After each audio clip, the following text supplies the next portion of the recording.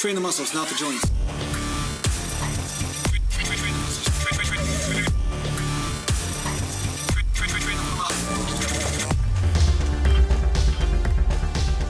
Let me just have a coffee here before I have a little chat with you guys. It's coffee time. It means you know you're in trouble. So today I'm going to talk about bodybuilding beliefs. Now, beliefs, I'm going to start with just saying this blanket statement right here. Beliefs, for the most part, are absolute bullshit. It doesn't matter what your beliefs are, where they come from, unless, of course, they come from personal experience and you allow the beliefs to be malleable based on the ongoing experiment that's happening before your eyes. Right? So say you're doing bench presses and you notice that, hey, they're working great. Bench presses are the best thing possible. Well, one day maybe bench presses aren't good for you, and if your beliefs aren't malleable enough, you're going to keep on pushing through something you shouldn't, and then of course, snapola, right? So bodybuilding can be an unbelievable teacher for everything in life, including your beliefs about, like, let's just put it this way. I have always these religious fanatics that come out of nowhere and talk shit about their beliefs are the only beliefs on the planet and theirs are the best ones and everybody else is a savage or a heathen because they don't believe the books or the writing that they believe, even though they don't have any freaking experience on what they're talking about. They just read something somewhere. Sound familiar? Propaganda, right? Propaganda comes in all forms. It comes in spiritual forms, it comes in government forms, it comes in societal forms, you know, where society basically just has a collective bullshit belief. Remember the old South in the States where they had a belief that anybody of a different skin color should die? Remember the belief of certain invading armies that came to North America and basically destroyed lots of my ancestors? Do you remember this? Do you remember that being an okay thing? So what I'm saying to you is that no matter what happens, even if you're having conflict or not, don't do it because of beliefs, because believing something and knowing something to be true are two totally different things. And a lot of the things that I talk about, I know to be true, but I'm also open to that knowledge evolving as my awareness of a certain situation or certain circumstance evolves. So there are a lot of different forces in this universe. Gravity is one, right? There are these different sorts of forces that you are being forced to micromanage in your little workouts. You're saying, okay, this is my small little petri dish of forces. And these forces I'm learning how to dance with. But there are people who are stuck in beliefs that think any force that they don't understand is evil. What type of witchcraft is this? Show yourself, demon, show yourself. Don't worry. Big Jason won't let that fire get you, don't worry. Right? We know this, right? There used to be the witch burnings, right? Where they basically throw the witch in the lake and if the witch floated, then she was automatically a witch. They just assume she's a witch, then they burned her at the stake, right? So beliefs are really effed up. We're seeing it in the world right now. Beliefs are usually, not always, but usually fueled by suffering. Not by wisdom, not by reality.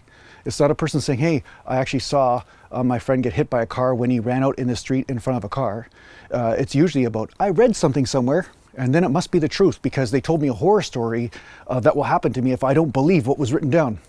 Again, sound familiar? It's happening on multiple levels in our society. And in bodybuilding, you cannot have the luxury of beliefs. Many of you know this. Many of you know this. You were taught 1 rep maxes are the most important thing. I got to squat ass to the grass, or I got to deadlift from the floor, or I got to do, 4 rep maxes on my rack deads, right? And then you tweak something and you're like, wait a second, I really believe this to be true, but something else happened. I guess my beliefs were bullshit, right? I can believe that gravity doesn't exist and then jump off the roof of my house, and we know how that's going to turn out. So beliefs don't have power. In the end, a belief is only good if it leads you to the next level of realization of reality, right? If it helps expand your awareness.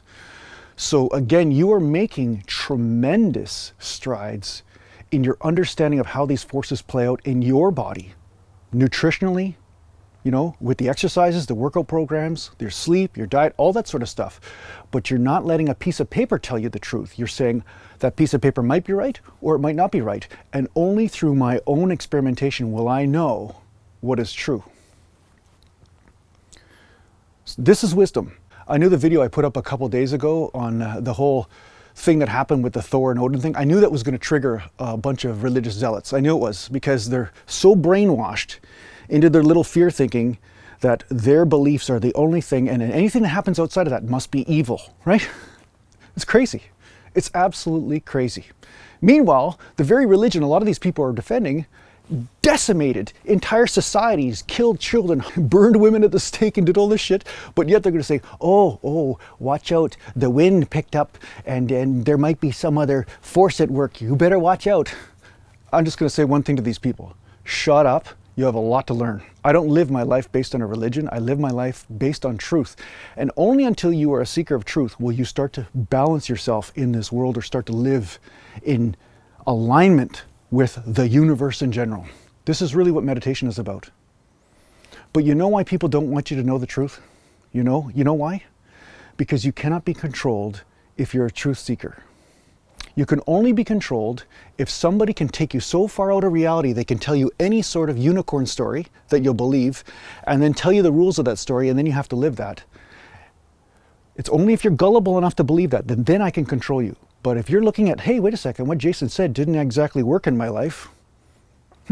Maybe he's wrong in this case when it comes down to me, right? See, I can't control you then, because you're finding out whether I'm telling the truth or not, but you're basically checking with your own awareness, you see? So in the end, what I'm teaching here is about expanding your own awareness. We're using the physical body as an excuse to do that, but you're going to notice that you're going to be right about some things. Some of your beliefs are going to be right, but some of your beliefs are going to be wrong, and you're going to have to be open if you want to know the higher truth about all of it. Mountain. In the end, the mountain doesn't live by beliefs. The mountain just is and receives everything that is around it at all times. This is existence. This is what the bodybuilding path can lead you to. And this is really what I think the highest benefit of training could be, if you're willing to be open enough about it. Just open your mind. So yeah, beliefs can exist, but they can also be a prison, so watch out for that. Mountain.